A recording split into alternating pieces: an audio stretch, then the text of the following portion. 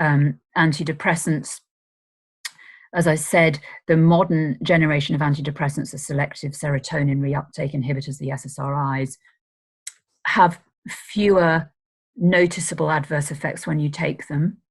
They probably also cause some sort of emotional flattening or disengagement, though. But they cause sexual dysfunction. That's very well recorded.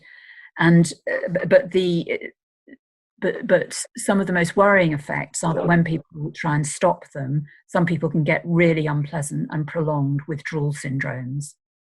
And some people get persistent sexual dysfunction as well, even after stopping them.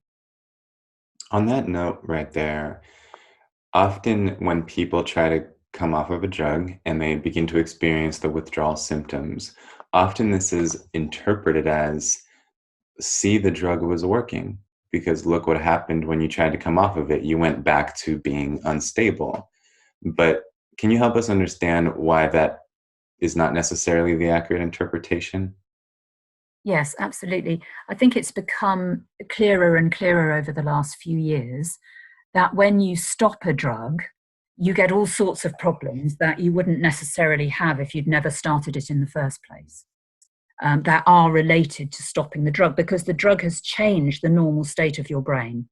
So when you take it away, the brain's wondering, where is this drug? And it's because the brain has changed to compensate for the effects of the drug. If you take the drug away, those compensatory changes won't be balanced out anymore. And we don't know how long it takes the brain to get back to normal, or if it ever does quite get back to normal. Now, some of the work that shows the problems of withdrawal most clearly is some work on the discontinuation of lithium in people who have a diagnosis of manic depression or bipolar disorder. If you stop lithium, you are more likely to have a relapse of your bipolar disorder, have an episode, than you were before you started it. There's something about the state of having lithium discontinue. Lithium is a very neurotoxic drug, which clearly has a very profound effect on the nervous system. And when you take it away, I think what's happening is that the nervous system is just completely over-aroused and oversensitive, and therefore you're much more likely to be triggered into having a relapse of your bipolar. And the relapses are particularly manic relapses, over-arousal, relapses characterized by over-arousal. So I think that is happening in a lot of cases, that the brain adaptations that have happened when you've been taking the drug have not normalized, and therefore you get all sorts of withdrawal effects which can go on for ages and can be mistaken for relapse or can precipitate a relapse in themselves. Another thing that I think is happening is I think people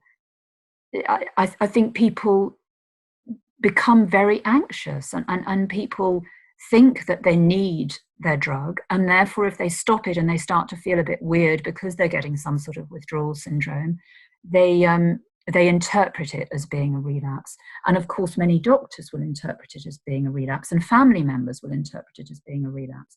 So for example, when you stop taking an SSRI, it seems that you probably become more anxious and a little bit hypersensitive to things, to stimuli. And so some people will think, oh my goodness, I'm heading for a relapse. And then that can become a self-fulfilling prophecy if people, become so anxious. So that's what I think is happening when people stop medication. And I think it's really important to recognize that, because we know that more and more people are going on to medication and just getting stuck on it for long periods of time, for years and years and years, for the rest of their lives. And many of those people, I think, if they did it carefully, could potentially get off their medication. But they've become convinced, or they've been told again and again that no, they can't. Look, you tried to stop and you just relapsed. Don't be silly. You can't try it again. And I know you talk about how to carefully withdraw in your recent book. Can you share a little bit about that, in case there are listeners who are considering it, or even by listening to this conversation are for the first time thinking about the possibility of coming off? So what does it look like to carefully come off of it? Well, I think the first thing to say is it is probably the case that the longer you have been on something, the more problematic it will be. So if you've been on a drug for more than a few months, you really need to reduce it very slowly and carefully. I think the best advice that I've heard is to make a small reduction and see how it goes. And if it goes okay and you don't experience any withdrawal symptoms, then you can maybe even try a larger reduction. But as soon as you try a reduction that gives you withdrawal symptoms, then you know you've hit, you've reduced a bit too much. Or maybe you can tolerate the withdrawal symptoms and they're not too bad and they'll pass in a few weeks. But you need to sort of, titrate it against the withdrawal symptoms you experience.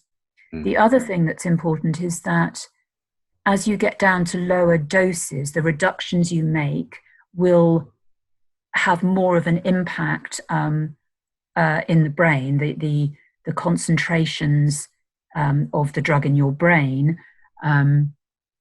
go down more quickly as you I'm not saying this very clearly.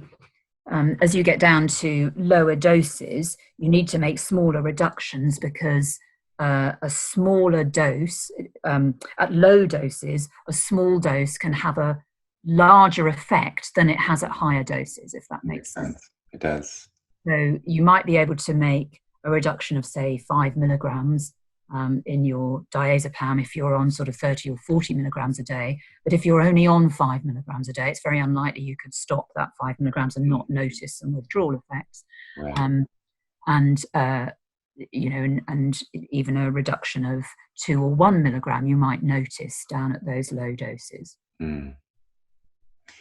This was something that I mentioned in a recent conversation I had with the journalist Robert Whitaker. So some people listening may have also heard me say this then, but I just think it's so interesting, the difference between how we advise people to withdraw from legal drugs versus recreational drugs.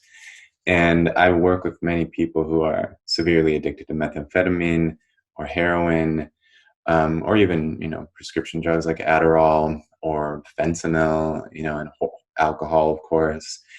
And the attitude we take toward people who are using illicit drugs is much less, what's the right word? Sensitive, I suppose, or forgiving and patient.